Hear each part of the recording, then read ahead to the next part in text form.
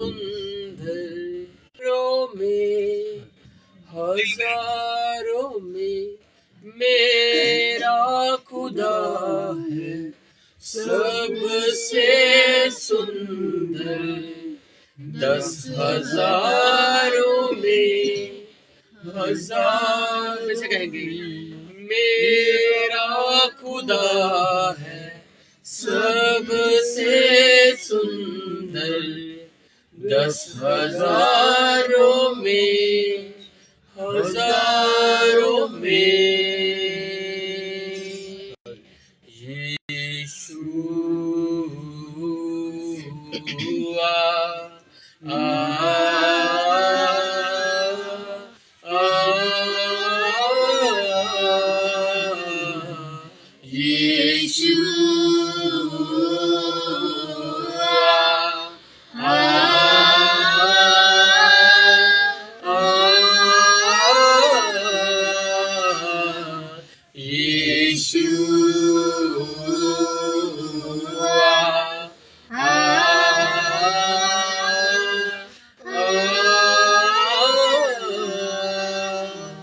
प्रभु तेरा धन्यवाद है आज के दिन के लिए, समय के लिए प्रभु जी।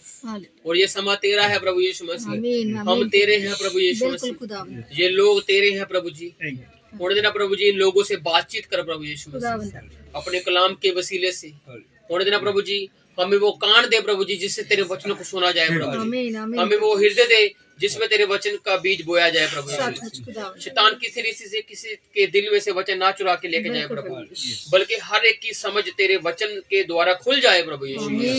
ओ खुदा खुदा, इस वचन को, वचन की व्याख्या को, बोलने वालों को, सुनने वालों को, प्रत्येक जन को तेरे हाथों में सौंपते हैं प्रभु जी। सभी के साथ हो, सभी की मदद सहायता कर प्रभु जी। हमें चुस्त रख, हमें फुर्तीला रख, हमें होश में रख प्रभु जी, कि तेरे वचनों की कोई बात हमसे रह ना जाए प्रभु यीशु। तू कृपा कर, तरस कर, पूरे कंट्रोल को तेरे हाथों में देते हैं। इस प्रार्थना को प्रभु यीशु मसीह के नाम से मांगते हैं, आमीन आमीन। Hallelujah hallelujah hallelujah hallelujah. तो फिर से प्रभु का धन्यवाद करते हैं आज के दिन के लिए, समय के लिए।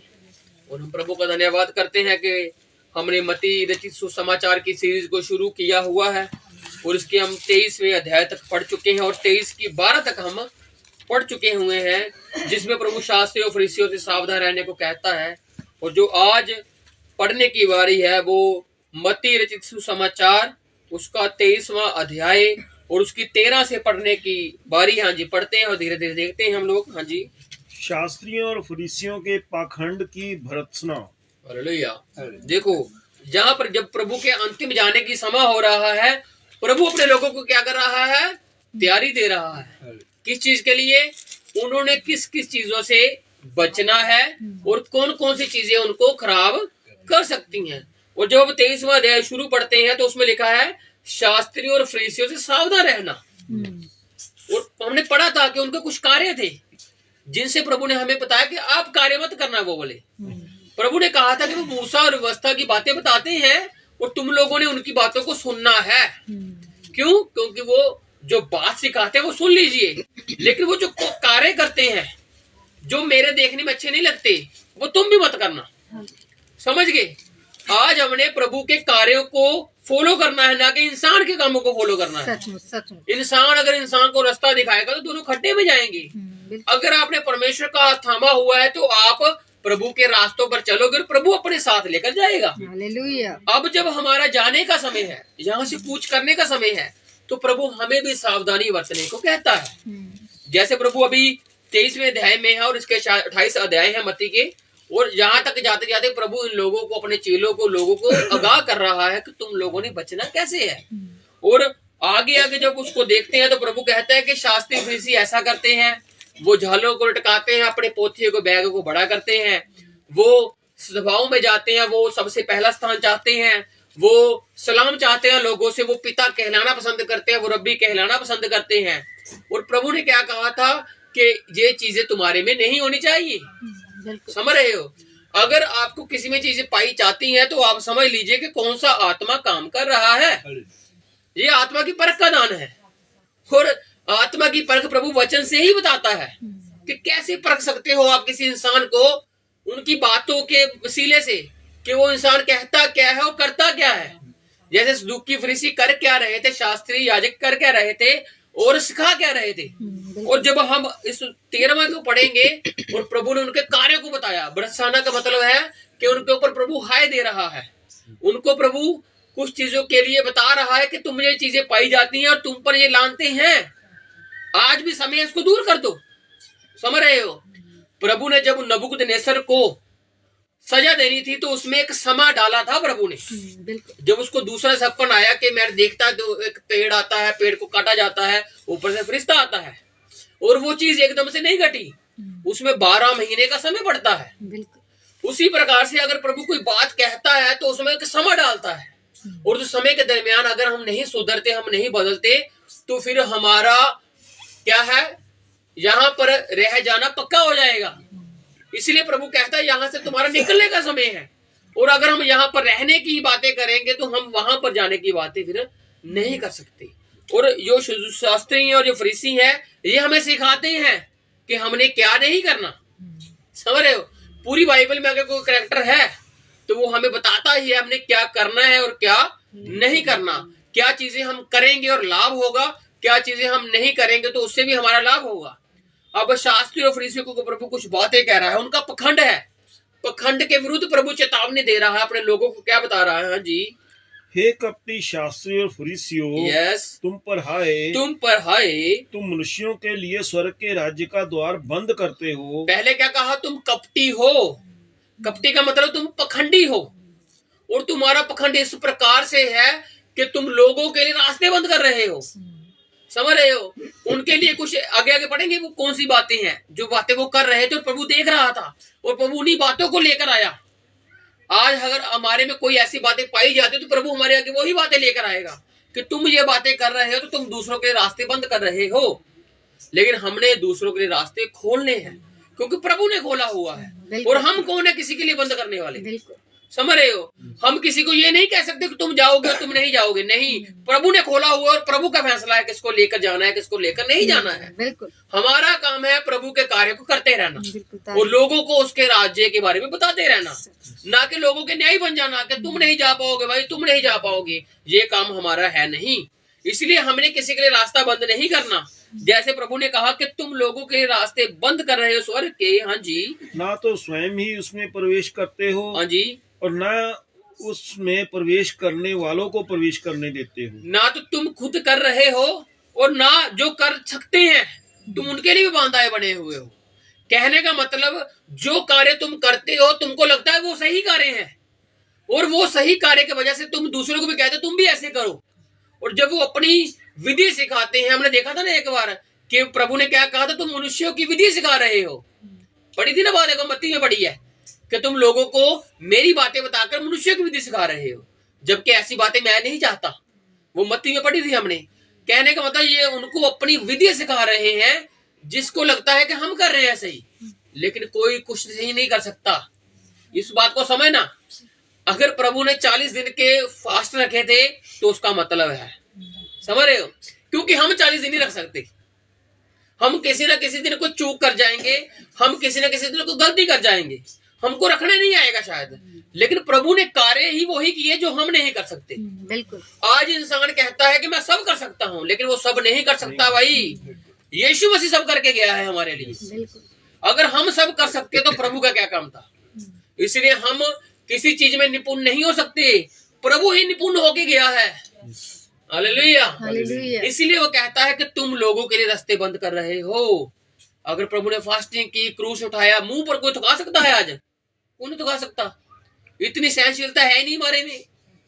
एक प्रभु ने 40 कोड़ा, आप एक भी नहीं खा सकते। एक हाथ पर कील की बजाय सुई लग जाए वो नहीं सह सकते। समझ रहे हो? हम जो नहीं कर सकते ना वही तो प्रभु ने करके बताया।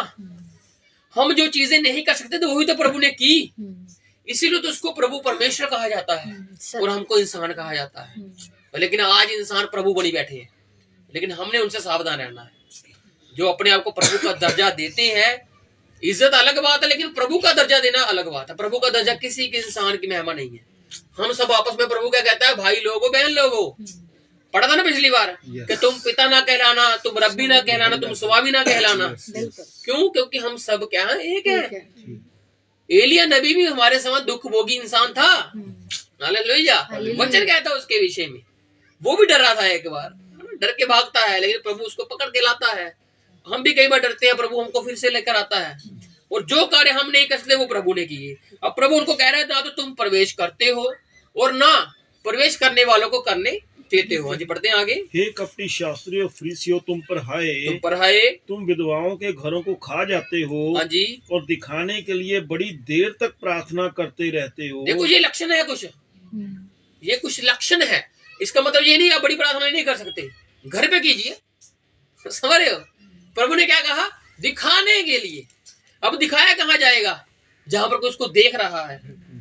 कमरे में बैठो, करो प्रार्थना लंबी लंबी, जहां पर कोई नहीं देखता आपको। समझ रहे हो? दोनों बातों में फर्क है। अब इसका मतलब ये ना प्रार्थना ही ना करो, नहीं, लंबी करनी जितनी मर्जी लंबी करो, लेकिन दिखाने के लिए नहीं कि मैं भाई प्रार्थना कर रहा हूँ इतनी लंबी, मुझे ही प्रार्थना आती है। कई बार कहते हैं ना भाई 1 घंटा बैठ जाओ, 1.5 घंटा बैठ जाओ, बैठते हो आप, लेकिन घर पे बैठिए जहां पर आपको सिर्फ प्रभु ही देखता है। समझ रहे हो? इसमें फिर आप प्रभु आपकी खुद बड़ाई करेगा। कोई इंसान आपको कहे भाई तू बहुत अच्छी प्रार्थना करता है, ये करता है, क्यों? क्योंकि आपने दिखाने के लिए की। और अगर किसी ने आपको कह दिया तो आप उसमें फूलिएगा मत। अगर आप फूल गए तो आपने दिखाने के लिए की फिर। लेकिन अगर आप नम्र होकर कहा कि प्रभु का धन्यवाद है, इसमें प्रभु ने ही सिखाया है, तो फिर आप एक अच्छे नागरिक हो प्रभु के राज्य के लिए। हालेलुया। तो उसने क्या कहा प्रभु ने कि तुम विधवाओं का घर तो खा लेते हो। कहने का मतलब जो उनके लिए प्रभु ने विधि बताई है पुराने नियम में कि विधवाओं का हक मत खाना, ये विधि है एक, लेकिन शायद ये खाते हैं।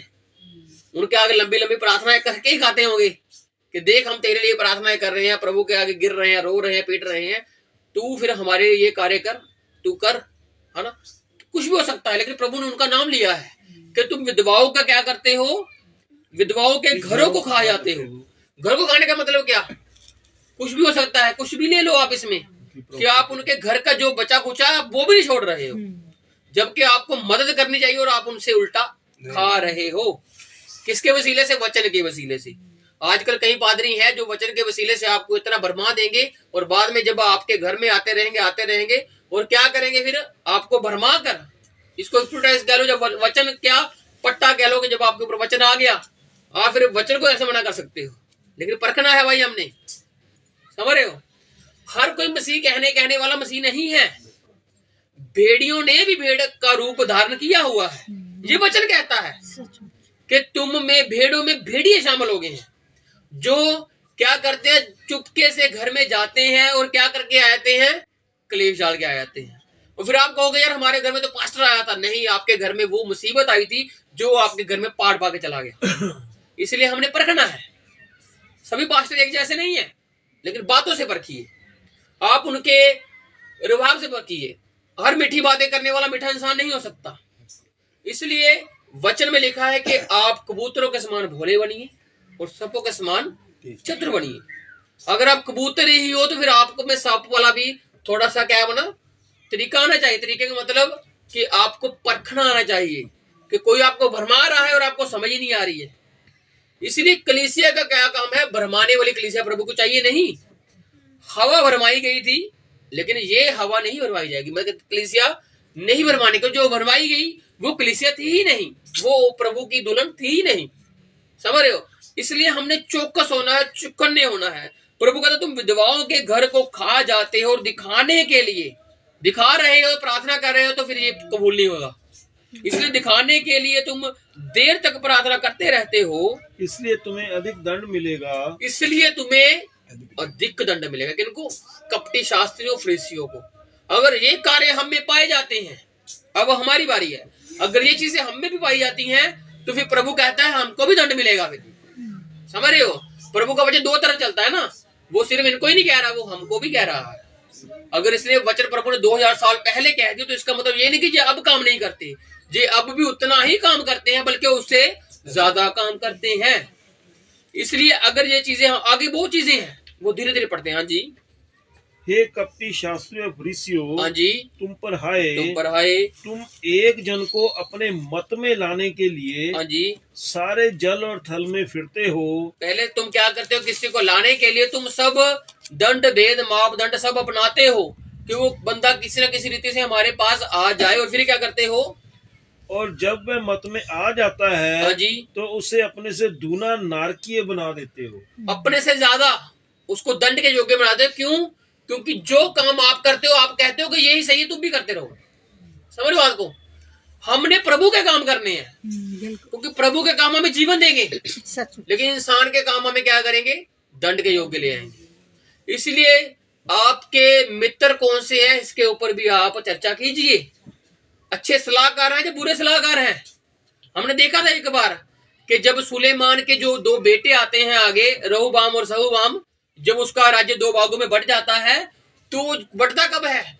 जब बेटों में मूर्ता आ जाती है, जब बेटों में कड़कपन आ जाता है। लोगों ने क्या कहा? तेरे बाप ने हमें सजाएं बहुत दी, लेकिन हमारी इच्छा है कि तू हमारे पर कम कर दे। लेकिन सलाहकारों ने क्या कहा? उन्होंने क्या किया? जो प्राचीन सलाहकार थे, उनको निकाल दिया, और जो जवान थे, जो उनके हम उम्र थे, उनको रख लिया। और उन्होंने क्या कहा? नहीं भाई, सजा कम मत करना। तेरे बाप ने बिच्छों से कटवाया, तू इनको सांपों से कटवाना, है ना? उनके ऊपर सजा डबल कर दे। जिसकी वजह से क्या हुआ? उसके राज्य में पाड़ पड़ गया। आज कलीसिया में पाड़ पड़ने का कारण ही यही है। अगर आप किसी के साथ नम्रता के साथ बात नहीं करोगे, उसको प्रेम नहीं दिखाओगे, तो उस कलीसिया के लोगों में पाड़ पड़ने के चांसेस बहुत ज्यादा हैं। इसीलिए तो मसीह का घर कहता है कि मेरा घर प्रार्थना का घर है। हालेलुया। ना तो वो नफरतों का घर है, ना वो झगड़ों का घर है। अगर वहां पर चले ही गए हो तो प्रेम कीजिए। समझ रहे हो? झगड़े के लिए आपके घर बने हुए हैं, लेकिन वहां पर आप प्रार्थना का घर कहलाया जाता है। और वही प्रार्थना आप घर पर करोगे तो वो घर भी प्रभु का प्रार्थना का घर बन जाएगा।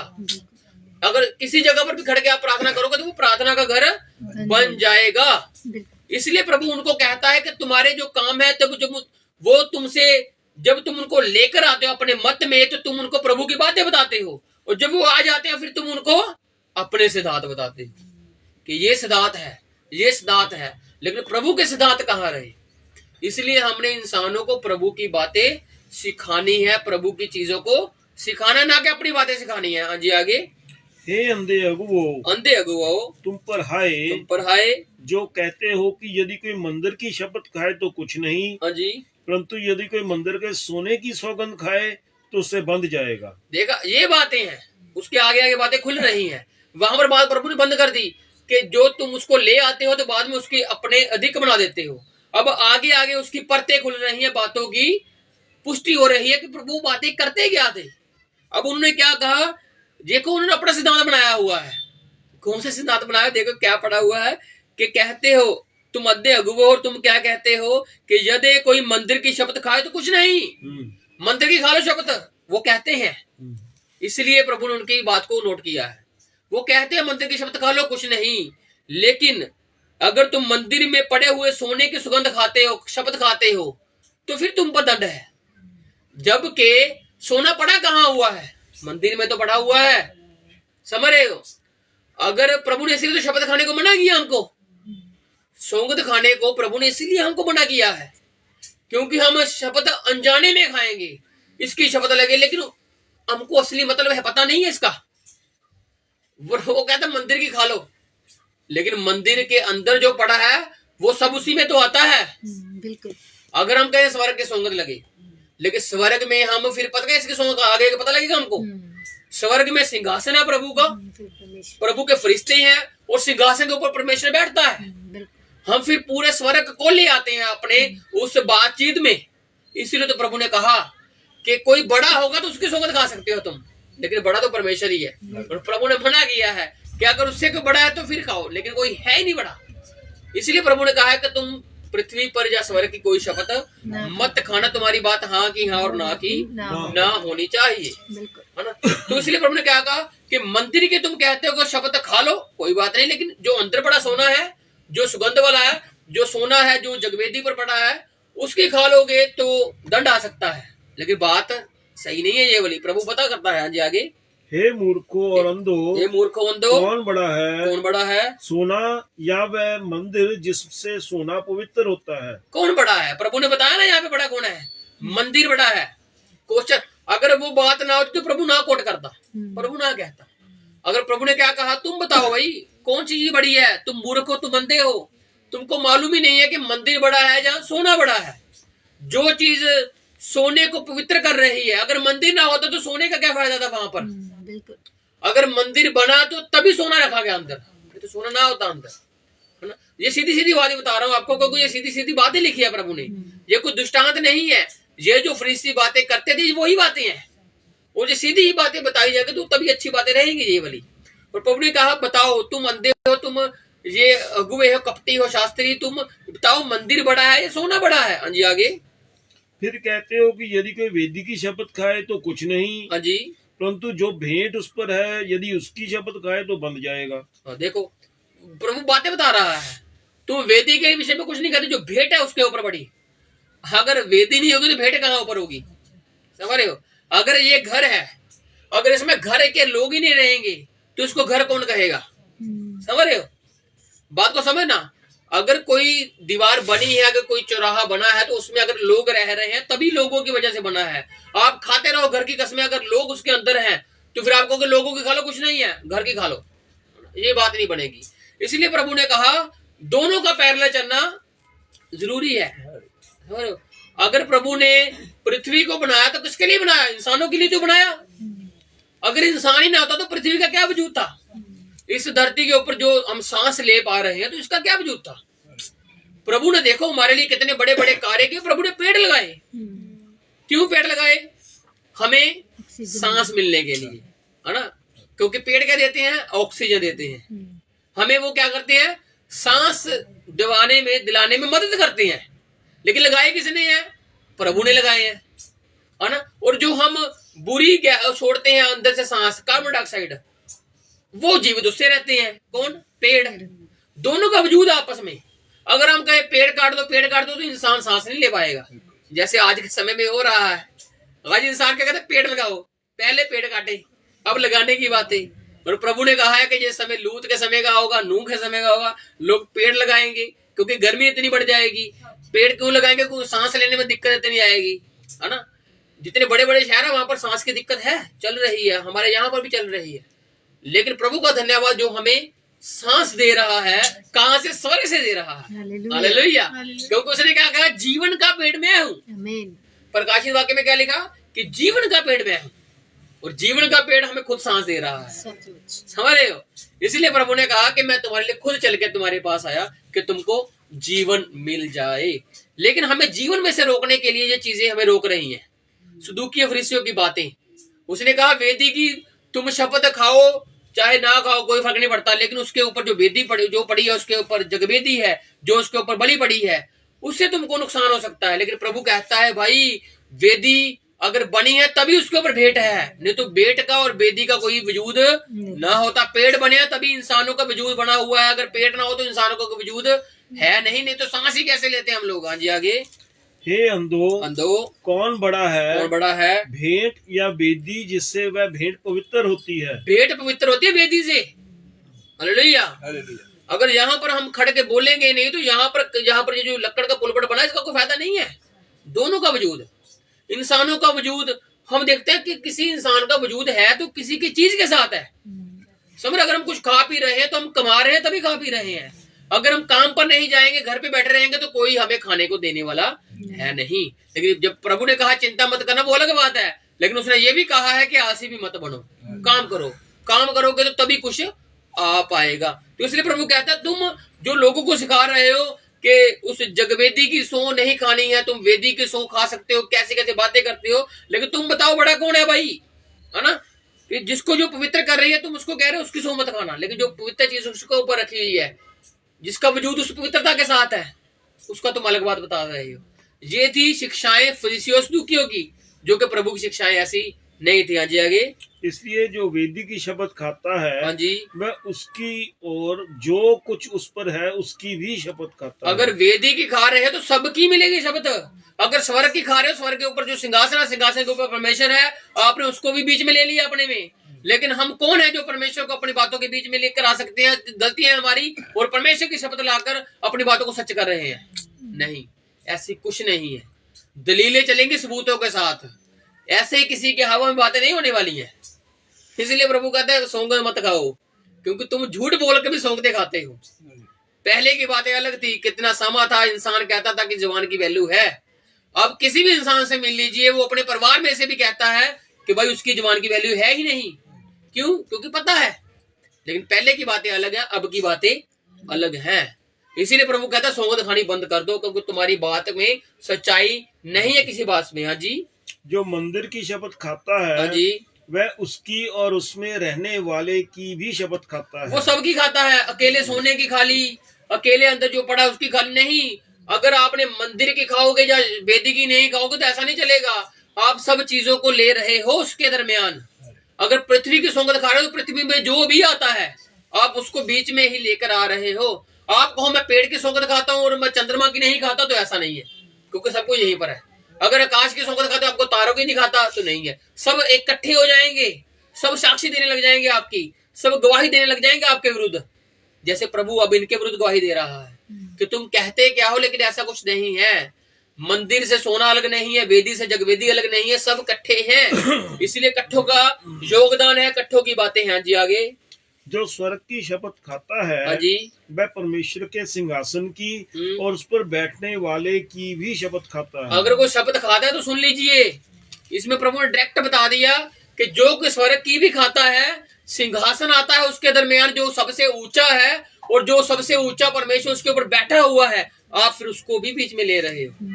समझ रहे हो? इसलिए आज से ये चीजें बंद कर दो करनी, क्योंकि प्रभु को ये चीजें पसंद नहीं है कि वो आपकी झूठी बातों के भी दरमियान आए। दिल से प्रभु को पुकारो तो वो आएगा। Hallelujah, hallelujah. उसकी सच्चाई से आराधना करोगे तो वो उत्तर आएगा। बिल्कुल। अगर यहाँ पर जितने लोग बैठे हैं, प्रभु उन लोगों को लेकर जाएगा जिनसे प्रभु की मुलाकात हो पा रही है, जिनकी आंखें खुले, जिनके कान खुले हैं। हाँ जी आगे। हे कपटी शास्त्री फरीसियों, हाँ जी, तुम पर हाय, तुम पर हाय। तुम पुदीने और सौंफ और जीरे का 10वां अंश तो देते हो। 10वां अंश, 10वां अंश, समझ रहे हो? प्रभु उनको बता रहा है तुम देते हो भाई, लेकिन तुम कुछ चीजें नहीं करते हो। क्या लिखने के लिए? इसकी बात समझने वाले लोग दशमांश का रोला बहुत डालते हैं, दशमांश की बातें बहुत करते हैं, है ना? दशमांश तो देते हैं, लेकिन उसके आगे वाली बातें नहीं कर पाते। जबकि प्रभु कहता है कि अच्छा होता तुम वो भी करते हो, अच्छा होता तुम ये भी करते। समझ रहे? दोनों चीजें पैरेलल हैं। आप अगर दशमांश दे रहे हो तो अच्छी बात है, लेकिन आप अगर प्रेम नहीं रख पा रहे तो फिर प्रभु खुश नहीं है। समझ रहे हो? अगर आप संगतियों में जा रहे हो, मीटिंग अटेंड कर रहे हो, दुआ पर आप सब कुछ कर रहे हो, अच्छी बात है, लेकिन आप उसी संगति में से वापस आकर लोगों से प्रेम नहीं रख पा रहे तो फिर गलत बात है। ये प्रभु कहता है। प्रभु ने उनको क्या कहा? तुम पर हाय है, क्योंकि तुम पुदीने का, सौंफ का और जीरे का 10वां अंश तो देते। तुमने जो कमाई की, क्योंकि उस वक्त यही कमाई थी, जो खेती करते थे उसका 10वां अंश देते थे। आज सैलरी के ऊपर जो सैलरी हम उसका 10वां अंश निकालते हैं, देते हैं, लेकिन अगर वो देते हैं तो उसके साथ कुछ और कार्य भी हमने करने। हाँ जी, क्या लिखा? और परंतु तुमने व्यवस्था की गंभीर बातों को, हाँ जी, अर्थात न्याय और दया और विश्वास को छोड़ दिया है। छोड़ दिया। हालेलुया। किसको छोड़ दिया? न्याय को, दया को और विश्वास। हाँ, विश्वास को छोड़ दिया। गंभीर बातें हैं ये, लिखा है ना, गंभीर बातें हैं ये। दशमांश भी गंभीर है, लेकिन उसको आपने ज्यादा ही गंभीर कर दिया। समझ रहे हो? जो चीज थोड़ी सी कम गंभीर है उसको ज्यादा ही बढ़ावा दे दिया, लेकिन जो चीजें ज्यादा महत्वपूर्ण है उसको आपने डाउन कर दिया। जबकि हमको करना क्या है? दोनों को पैरेलल रखना है, दोनों को बराबर रखना है। हालेलुया। देखो आज एक नई बात और निकली है दशमांश के विषय में। सभी लोग कहते हैं कि पुराने नियम में दशमांश है, और कई लोगों को मैंने सुना है ये कहते हुए कि नए नियम में कहीं में भी दशमांश की बात नहीं है। ये लिखी हुई बात है दशमांश की। और प्रभु आगे कहता है कि तुम ये भी करते रहते और तुम वो भी करते रहते। समझ रहे हो? नहीं तो प्रभु कहता तुम वो ना करो, तुम ये करो। लेकिन प्रभु ने कहा अच्छा होता तुम ये दोनों ही करते। हालेलुया। देखो प्रभु ने कितनी गहरी बात निकाली है ये दशमांश वाली। आप अगर सुनते हो यूट्यूब पर कई लोगों के जो दशमांश के ऊपर बोलते हैं, तो आपने ये बात सुनी होगी कि नए नियम में कहीं पर भी नहीं है। मैंने सुनी है कई बार। इसलिए प्रभु ने अभी बात बताई है कि दशमांश लिखा है, यहाँ पर दशमांश लिखा है। सिर्फ पैसों का दशमांश नहीं होता, आपके समय का भी दशमांश है जो प्रभु को आपने देना है। हालेलुया। ये भी चीजों को हमने लेना है साथ में। और प्रभु ने क्या कहा तुम पुदीने का, सौंफ का, जीरे का 10वां अंश तो देते हो, परंतु तुमने व्यवस्था की जो महत्वपूर्ण बातें हैं, जिनके ऊपर चर्चा करनी आवश्यक है, गंभीर बातें हैं, अर्थात न्याय, दया और विश्वास को छोड़ दिया। अगर इनको छोड़ दिया तो विश्वास क्या कर लेगा भाई? फिर प्रभु इसलिए तो इनके ऊपर हाथ डाल रहा है कि तुम लोगों को अपने से ज्यादा नरकीय बना रहे हो, तुम विधवाओं के घर को खा रहे हो, लिखा ना ऊपर। क्यों? क्योंकि तुम दया नहीं कर रहे, तुम्हारा न्याय सच्चा नहीं है, तुम्हारा विश्वास पक्का नहीं है। अगर ये सब बातें होती तो तुम विश्वास दे रहे, अच्छी बात है, साथ में ये भी करते तो ये भी अच्छी बात होनी थी, लेकिन तुम एक ही पूरी कर रहे हो। दया, न्याय और विश्वास, इनकी तुम में घटी है। और आज हम यही सीख रहे हैं कि अगर हम विश्वास दे रहे हैं लेकिन दया नहीं है, न्याय नहीं और साथ में विश्वास नहीं, और एक बात और जोड़ते हैं, प्रेम नहीं है, तो फिर हमारा फिर विश्वास देना खाली रहा, हमारा फिर लंबी लंबी प्रार्थनाएं करनी खाली रही, हमारा उपवास रखने खाली रहे। क्योंकि प्रभु हमें इनसे यही सिखा रहा है कि ये दंड कहीं तुम्हारे ऊपर ना लग जाए, क्योंकि ये दंड उनके ऊपर लगा चुका हूं मैं। अगर ये सुधर जाएंगे तो मैं इनको बदल डालूंगा, लेकिन ये सुधरने के नहीं, प्रभु को इनको मालूम है। लेकिन प्रभु को आज हम पर मालूम है कि हम सुधर सकते हैं, इसीलिए तो बता रहा है प्रभु हमें, समझ रहे हो? अगर हम नहीं सुधरे तो फिर निर्णय फिर प्रभु का है, हमको छोड़ना है कि लेकर जाना है। हाँ जी, आगे कहते तुम ये करते लेकिन न्याय को छोड़ रहे हो, दया को छोड़ रहे हो, विश्वास को छोड़ दिया। चाहिए था कि इन्हें भी करते रहते, हाँ जी, और उन्हें भी ना छोड़ते। इन्हें का मतलब पहली वाली बात है, इन्हें मतलब दशमांश वाली बात है, और उन्हें मतलब के जो दया न्याय को छोड़ दिया ना उन्होंने। प्रभु ने छोड़ने वाली बात को बाद में रखा, और जो करने वाली बात है, जो कर रहे थे, दशमांश दे रहे थे, प्रभु ने क्या कहा? इन्हें भी करते रहते और उन्हें भी ना छोड़ते। उन्हें का मतलब जिनको तुमने छोड़ दिया, व्यवस्था, न्याय की बातें, दया की बातें और साथ में विश्वास की बातें, इनको छोड़ दिया।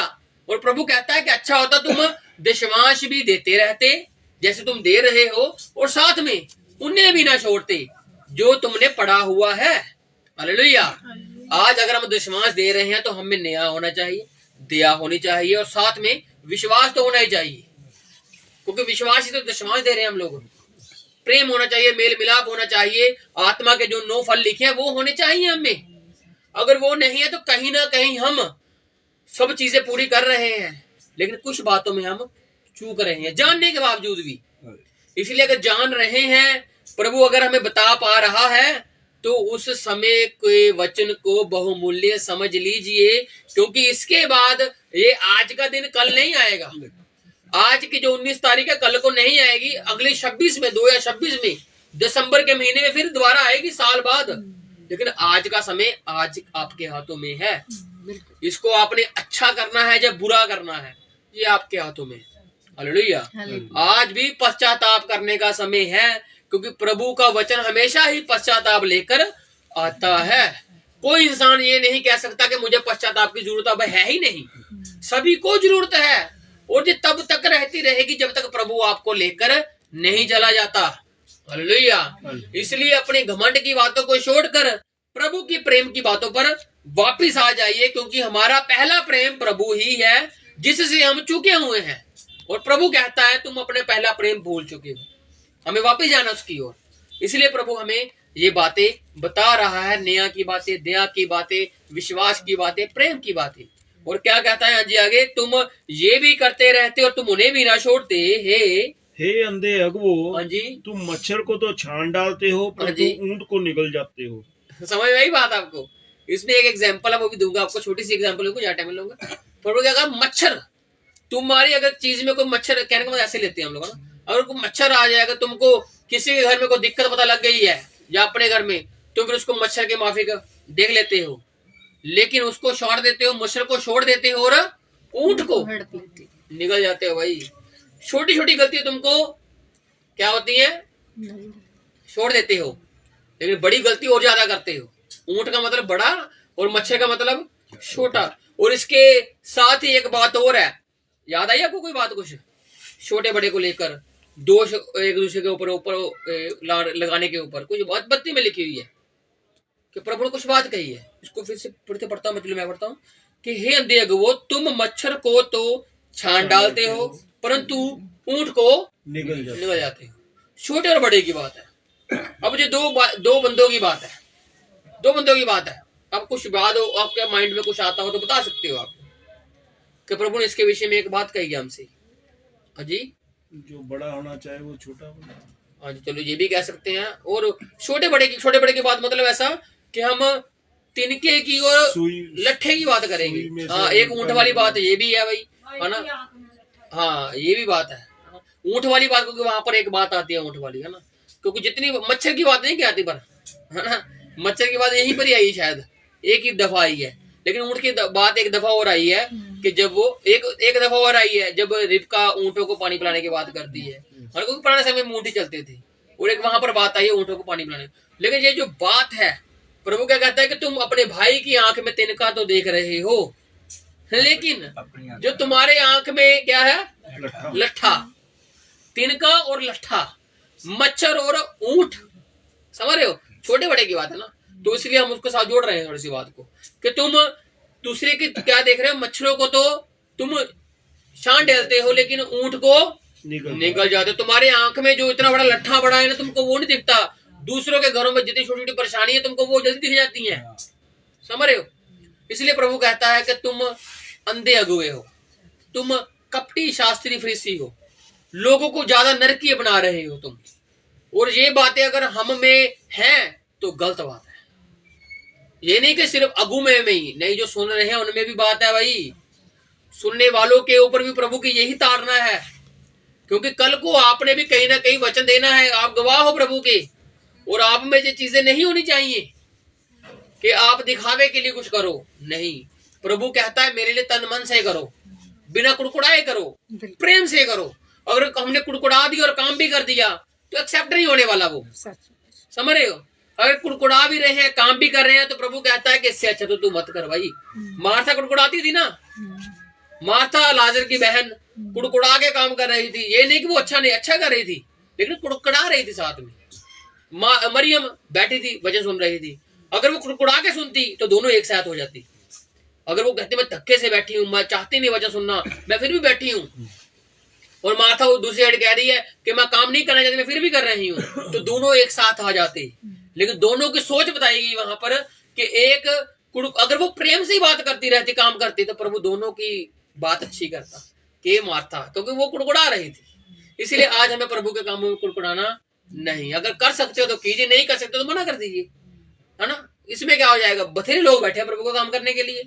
प्रभु ने सबको हिम्मत दी है, प्रभु ने सबको ताकत दी है। हालेलुया। कोई यहाँ पर एक बंदा नहीं है जो वन मैन आर्मी है, नहीं, हम सब कलीसिया मिलके वन मैन आर्मी बनते हैं। हालेलुया। और जो हमारा मेन कमांडर है, जो हमें कमांड करता है, वो प्रभु यीशु मसीह है। हालेलुया। अगर हम आर्मी है तो आर्मी को चलाने के लिए एक बैठा है ऊपर, सेनाओं का यहोवा, the Lord of Lords. Hallelujah. वो है हमारा असली, जो हमारे आगे आगे चलता है, सेनाओं का यहोवा। हम उसकी सेना, वो हमारा यहोवा, जिसके वसीले से हम जंग को जीत पा रहे हैं। तो इसलिए वो कहता है कि तुम मच्छर को पूंछ डालते हो और ऊंट को निगल जाते हो। हाँ जी।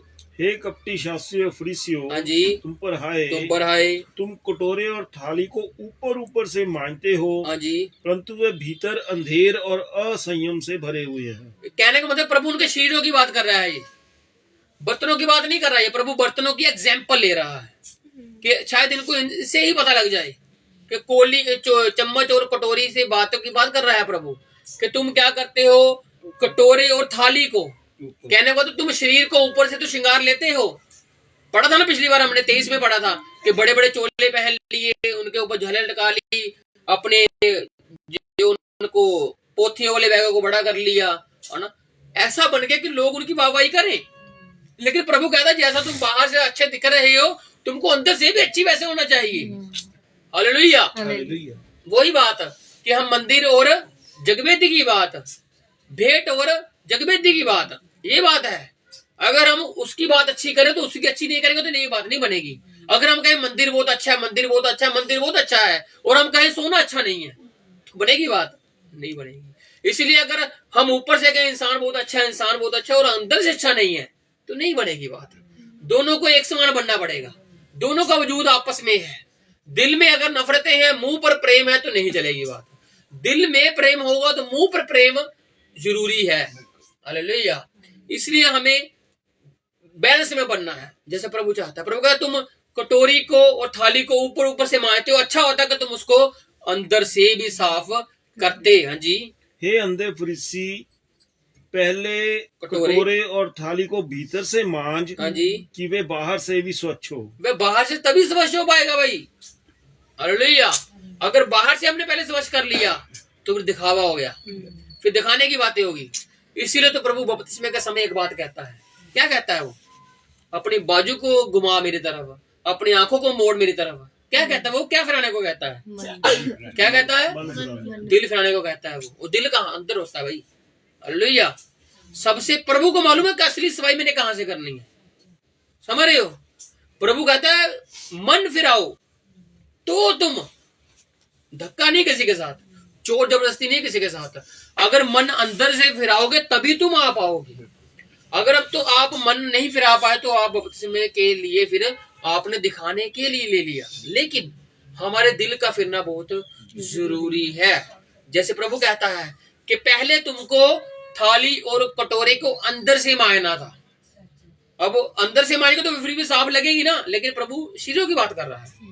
प्रभु शरीर वाले ढांचे की बात कर रहा है, इंसानी जामे की बात कर रहा है कि तुमको अंदर से पहले क्लीन होना है, बाहर की क्लीनता बाद में आएगी। अगर बाहर की क्लीनता पहले आ गई तो अंदर तक आप कभी नहीं जा पाओगे फिर। इसीलिए अंदर से बदलिए। अंदर से बदलोगे तो लोग आपको बाहर आपने जैसे मर्जी कपड़े पहने, लेकिन प्रभु के लोग आपकी बड़ाई ही करेंगे, क्योंकि आपकी बातों में अच्छाई है, आपकी बातों में मेल मिलाप है, आपकी बातों में प्रेम है। हालेलुया। कपड़े अच्छे नहीं कोई बात नहीं, लेकिन दिल में बातें अच्छी है तो आप कहोगे भाई बंदा अच्छा है। लेकिन कपड़े अच्छी और दिल में नफरतें हैं तो फिर वो अच्छी बातें नहीं है। इसलिए प्रभु कहता है कि पहले तुमको अंदर से ही बदलना चाहिए था। हाँ जी।